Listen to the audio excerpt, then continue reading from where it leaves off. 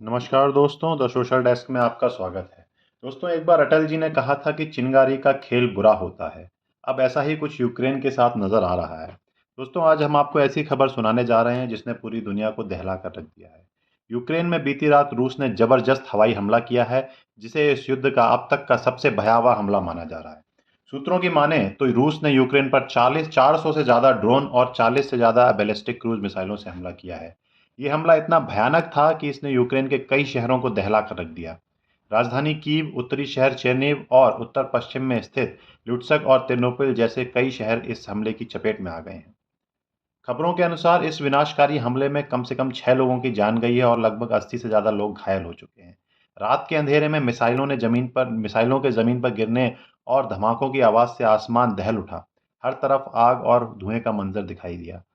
यह हमला ऐसे समय पर हुआ जब कुछ दिन पहले यूक्रेन ने रशिया के खिलाफ स्पाइडर वेब नामक एक ऑपरेशन को लॉन्च किया, जिसमें यूक्रेन के कई सौ ड्रोन रशिया की टेरिटरी में 4,000 किलोमीटर तक अंदर घुसकर वहां रखे बम वर्षक जहाजों पर उन्होंने हमला किया और लगभग लगभग $10 बिलियन के जहाज वहां पर रशिया के तबाह कर दिए, जिससे कि आर्थिक रूप से और सैन्य रूप से रशिया को एक बहुत बहुत बड़ी हानि पहुंची। इसके बाद रशिया ने भी कहा था कि हम भी रिटेलिएट करेंगे और रशिया ने इसके बाद अपनी मंशा साफ जाहिर कर दी थी कि वो अब किसी भी शांति वार्ता के मूड में नहीं है और यूक्रेन तैयार रहे अपने इस हमले के रिटेलिएशन के लिए।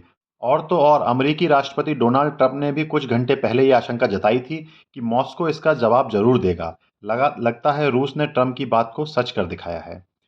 यूक्रेनी सेना के प्रवक्ता यूरी इग्राट बताते हैं कि रूस ने 460 ड्रोन और 44 बैलिस्टिक क्रूज मिसाइलें दागी हैं, जिनमें से कई ड्रोन्स और मिसाइल को यूक्रेनियन रक्षा प्रणाली ने निष्क्रिय कर दिया है। लेकिन बता दें कि तबाही बहुत ज़्यादा हो चुकी है।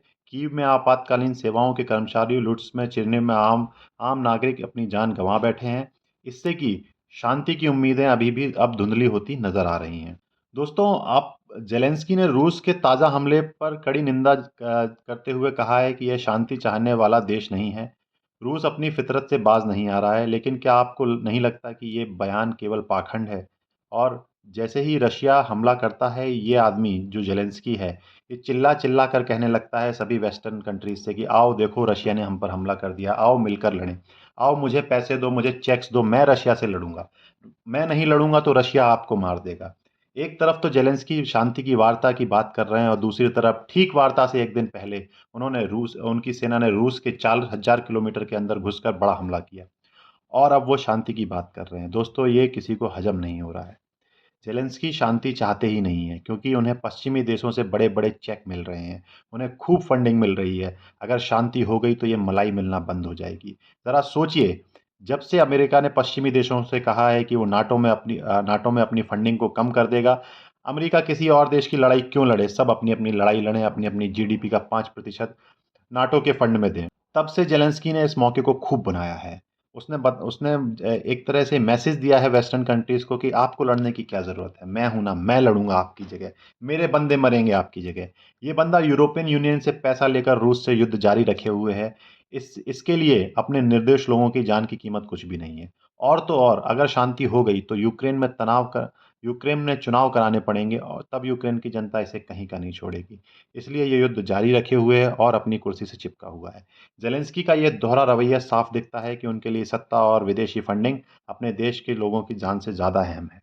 मित्रों, इस हमले का समय भी बड़ा दिलचस्प है। यह हमला तब हुआ जब ट्रंप ने कहा था कि आगे शांति प्रयासों से पहले यूक्रेन और रूस को कुछ समय के लिए लड़ने देना चाहिए, लड़ो मरो। उनके इस बयान ने तुरंत शांति और समझौते की संभावनाओं पर भी पानी फेर दिया था।